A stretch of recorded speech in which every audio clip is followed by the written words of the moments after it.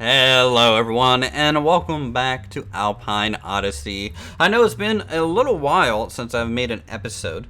Today we are going to go over the gray boxing and also a lot of detailing around this area in front of our ziggurat pyramid, step pyramid, I guess you can call that as well.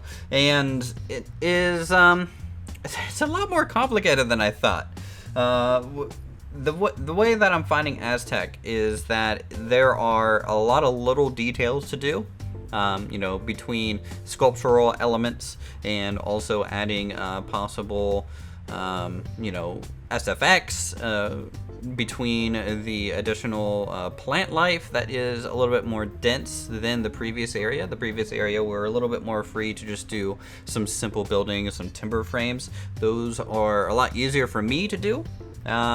This not so much, so it's creating a little bit of a delay and a little bit stress for me because let's be honest, I don't feel comfortable doing it, so I get really frustrated that I can't do it quickly. This is a longer episode, and with that, there is also a lot of footage that you guys aren't seeing. In fact, this is... if you've been coming to the live streams every week, you've probably already seen the gray box of this structure in the background here and there, and also some of the other elements we're going to build this episode. But, I figured for those of you who don't come, that's fine. We have plenty of people that just watch the video over coming to streams. So, here we go. We got a nice big structure attached to this ziggurat pyramid thing. We have a path going from the main one off to the side. This is going to be kind of a large plaza courtyard seating area.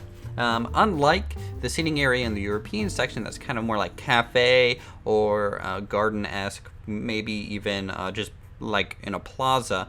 This one is almost all outdoor seating for this restaurant. We also have some interior restaurants in the European section. And this being all outdoors means that this is actually going to be, helping to make some of these areas feel a little bit more open. They also are going to provide other kind of built-in view lines to other areas of this park. So that'll be cool. We are adding towers, gray box little things and ideas, just getting some rough shapes here. And you can see that we're even introducing some slightly round elements with these little spires to the front of the restaurant. We are adding, coverings, little bits and bobs, just things for reference points, because eventually I want maybe an upper sitting area on the flat portion of that roof there, and having those little archways. So it's always a good lattice kind of effect to have. This is the detailing of the little, I guess, fire towers, tiki towers. I haven't come up with a name for this restaurant yet.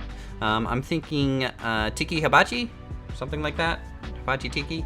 And basically it is going to be a cheeky tiki, of course, because that's what we have here in Planet Coaster, and it makes sense to have that kind of mascot in this area anyways. So there's going to be some large braziers in the top of these towers, kind of being large tiki torches. There's also going to be a few tiki torches, I think, along the plaza side eventually. But we're just coming up with a new tile set. I feel like I have made 3 full tile sets for these things at this point for Aztec. I keep changing it.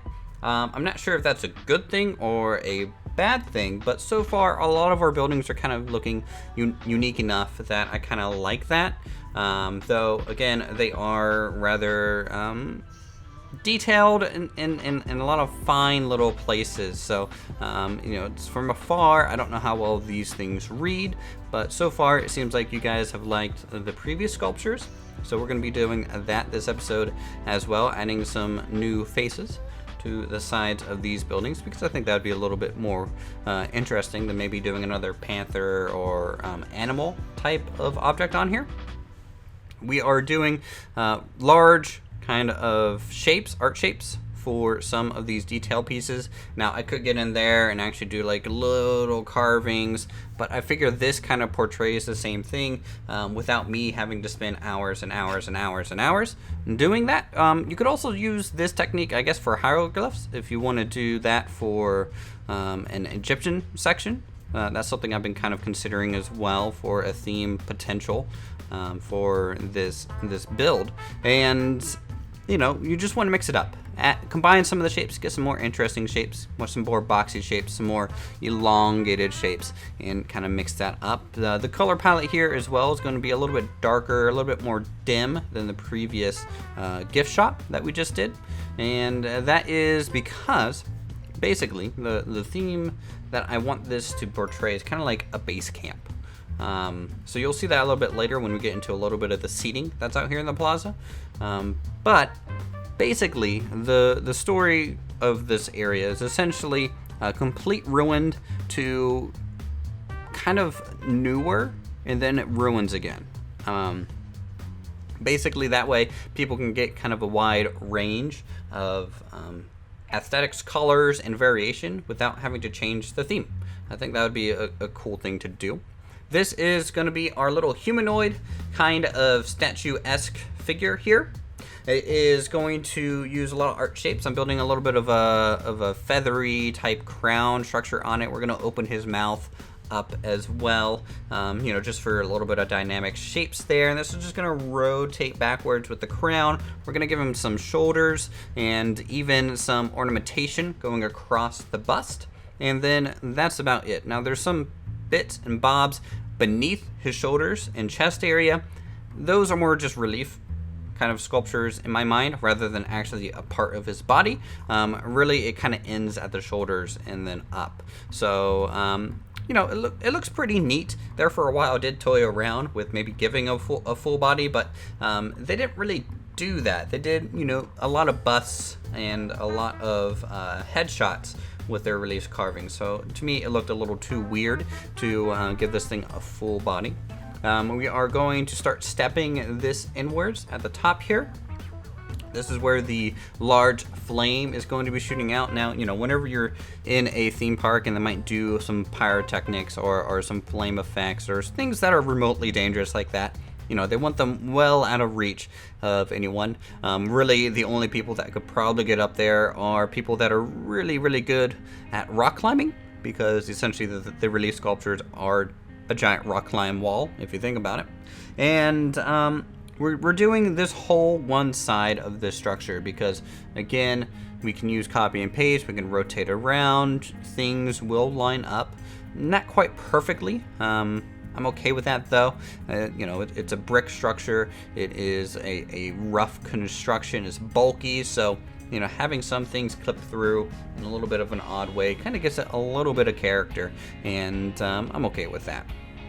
The top part's gonna have a little air opening up here. This is kind of where the flame is being shown, and then also, of course, it's kind of where the oxygen comes from to keep, I guess, powering this flame.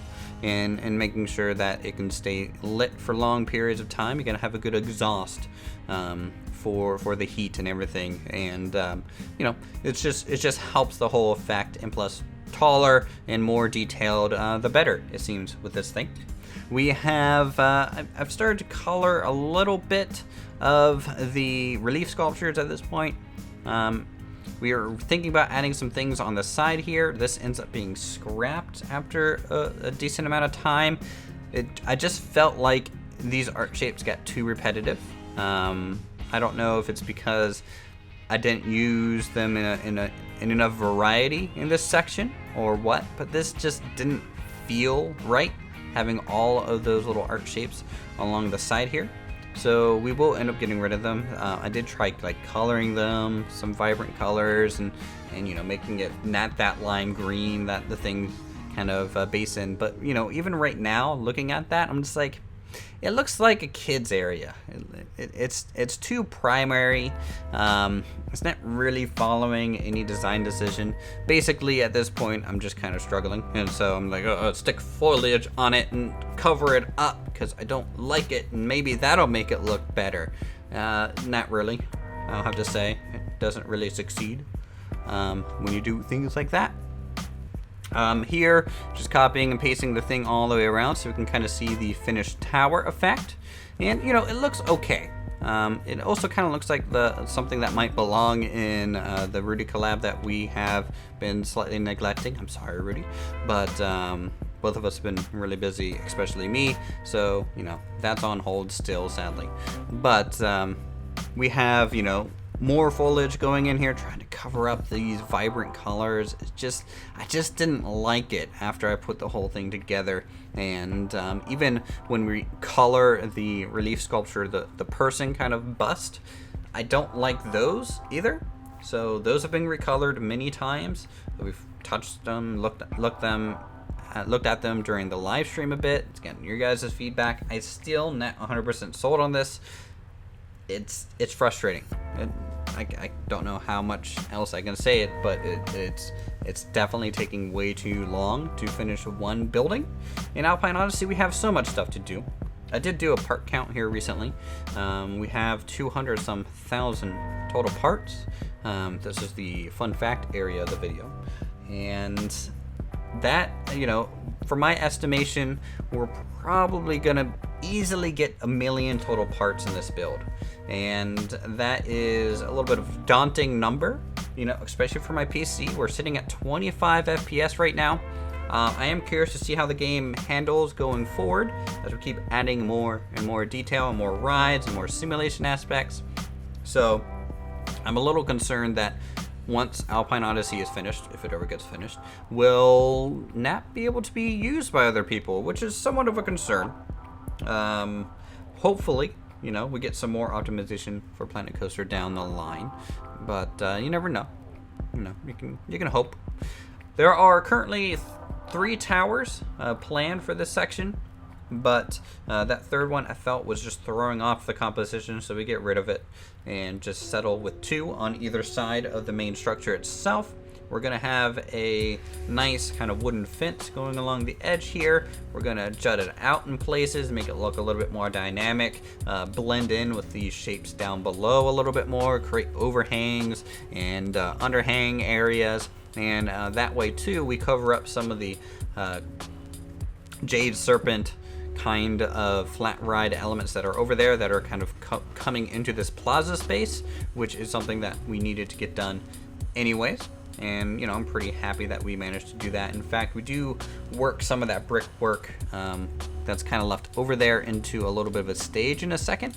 That way, you know, you can put on little shows for the guests who are eating. You can cover up things that are ugly in your park, and so therefore, you know, you come to find useful things there. We finished the wall by the gift shop where there is a handicap access point that we built on stream.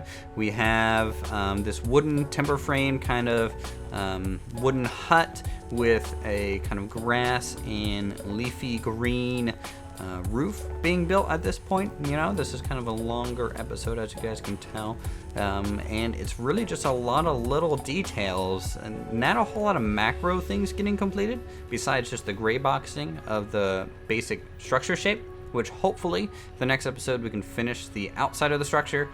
I don't know when we'll get to the interior of the structure. We haven't really done too many interiors in this area. We're still finishing up some interiors in the European section, so that is kind of rough. Using this kind of spindly wooden stick fence is kind of my favorite fence to use in this area for roofs. Oh my goodness, I'm tired. Okay, roofs. And that's just because they look the most tribal, kind of jungly vibe to them, and they look, you know, just thrown together, haphazard a little bit. We're gonna add this kind of fake foliage kind of backdrop here, kind of a campy stage background. I think that they could have. It kind of represents little ferns and shrubs, so you can kind of make little points on the actual shape itself, and you just kind of try and capture some of this and even add some highlights with some different color art shapes through here, and that way you can get some depth to the overall shape. Maybe even add some vertical kind of lines to make it look more like maybe some fresh baby trees being grown. I, for some reason, forget the name, the proper name for a baby tree. For some saplings, Uthris. That's what they're called. Doing a bunch of ivy on the upper part with seaweed. That's kind of our generic effect that we've been going for on other sections here. And then we have a little bit of a stage now. The plaza is pretty much roughed in. There's a lot of gray rough stone being laid out in spots just to kind of seal things up. We'll probably replace that later on eventually. And as we work on the tunnel entrance for the train too. But at this point, we are going to continue with some smaller details. I wanted to make a new booth. I didn't quite like the last booth that we made in the previous section, so I'm trying to make something new, something that I haven't really done before in terms of detail too much. So, you know, just trying a different shape, using the arches from these wooden pieces here to create some sort of support for the table, the wooden stairs as like backs, and some rough framework for the actual booth seats, using some stone for the bottom, make that look very weighty and heavy, which is always nice. You know, that's our style here in Alpine Odyssey. We are going to put some ivy up the back and then look around for some things for a little while. Don't quite know exactly how the whole thing's going to turn out. Thought about putting a tiki torch in the middle and maybe an umbrella over it. Didn't like that idea, so I settled with a lantern and a little bit of flowers just poking up through the table there. We are using more of this stick fence as backers to the actual booth themselves, and this actual modern wooden kind of fence on the backs of those to make little planters. So you know, I really like using that fence for planters, and you know, very clean, kind of modern-esque kind of stuff. You know, it is still a restaurant, so I'm sure they're happy to have some clean lines every now and then, and I'm fine with making it look a little campy anyways. I mean, shoot, it's a theme park, guys. It can look a little campy from time to time. At this point, I'm like, well, you know, do we add an umbrella? No, let's add a tent-like structure over it, right? Because at the original part of this start of the episode, I was talking about how I want this to be like a base camp. Now, there's a lot of details that need to be added to make it actually look like that, instead of just a whole bunch of tent-covered booths eventually. So we'll get to that hopefully next episode, if not the episode after, or maybe even during a live stream where we do these kind of minor details in bulk. But I wanted these canvas tops to go across here, right? With a rope and things, kind of tying them in place and holding them down to make them look kind of like tent stalls. And, you know, they look okay by side. We do need to make some variations in them, and we also are going to use some more of this campy kind of art style shapes in the background here to make more kind of fake greens and ferns. You know, that way they just kind of match the stage a little bit more.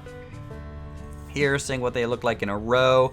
Realizing that they look a little too repetitive, so we're going to make a variation here now. And this one, in my opinion, has a rolled up canvas, so it's going to be a little bit different. I thought about maybe using a proper Western canvas for these, but I just didn't think the style fit a whole lot.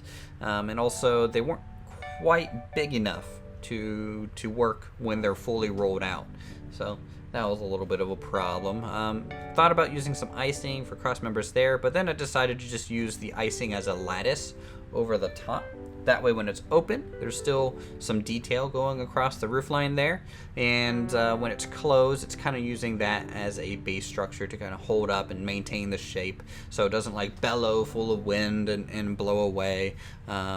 You know, just little things like that at this point, and then you try and work this new variation in from time to time, spot to spot, and they look pretty nice. Eventually, we'll have a third variation. I think the third variation will actually have no covering whatsoever. That way, we get just that extra thing. You know, we tend to work in threes. You know, a group of 3 and 5 is certainly a good thing to shoot for if you're looking for some decent variation to add to items. You know, you don't want to group too many things in even numbers. So for example, we have 3 palm trees in this planter, and then 1 odd little fern sticking out, right? Because that is an appeasing asymmetrical kind of design, and it looks a little bit more natural that way as well. So here we're replacing the first booth with one without a tent. So we have some height change going up, and then in the middle on the rest of the rows there. That way we have a little bit of a height change, just breaking those kind of white canvases up.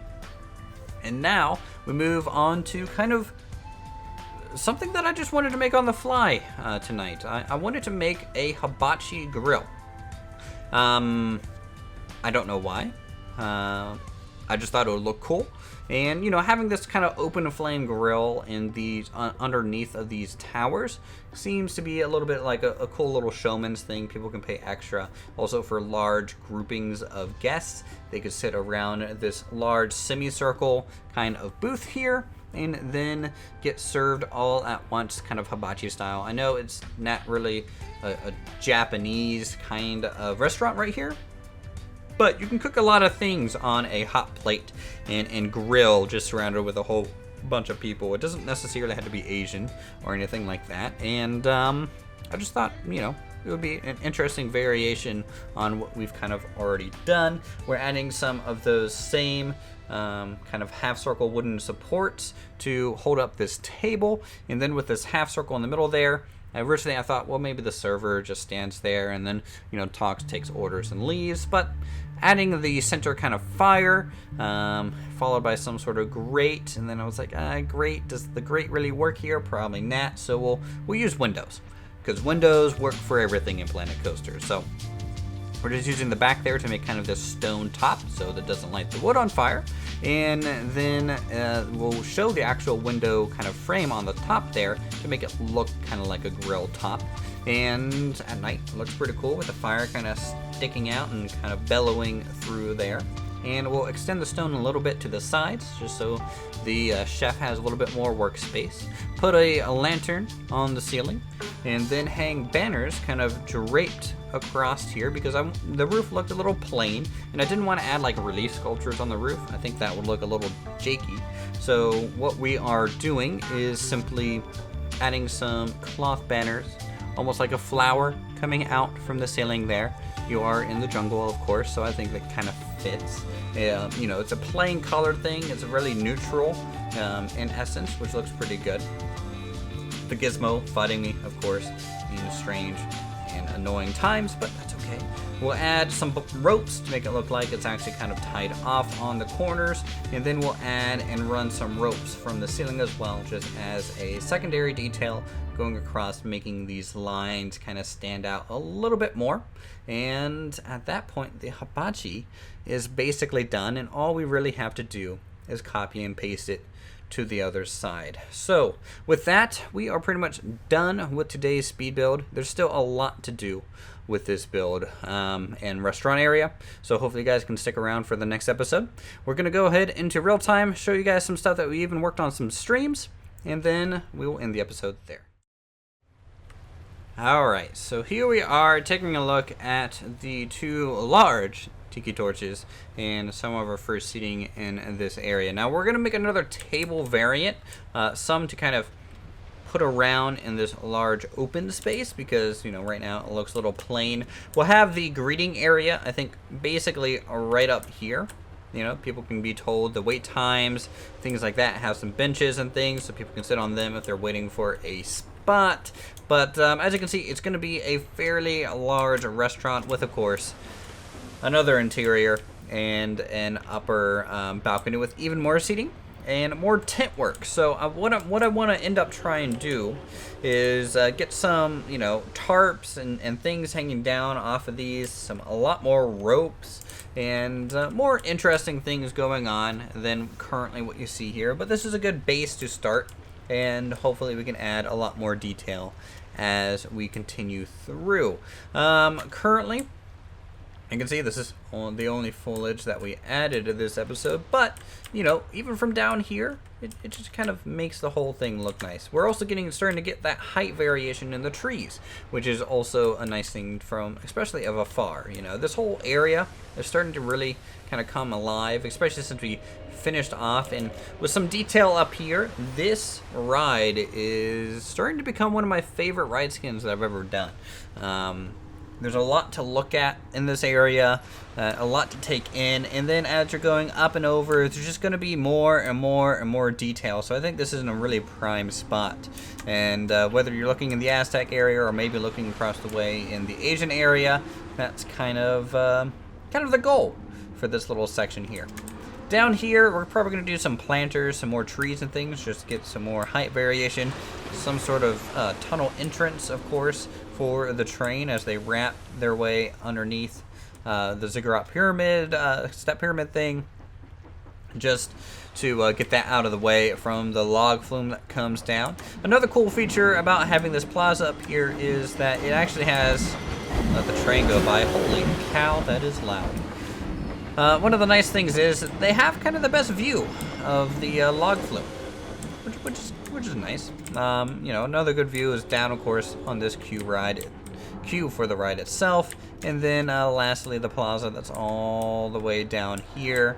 Not as much though, definitely not as much.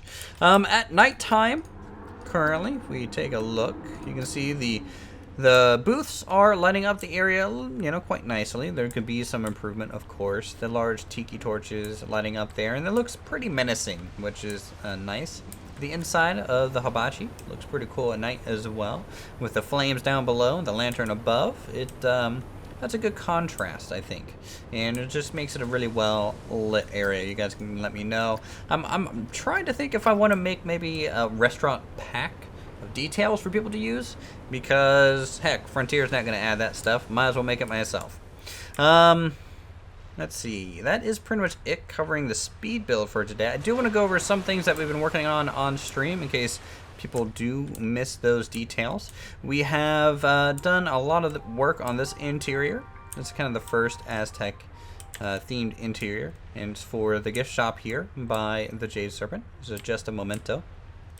Over that way, we have, I don't think I finished the interior for this bathroom yet. No, we have not.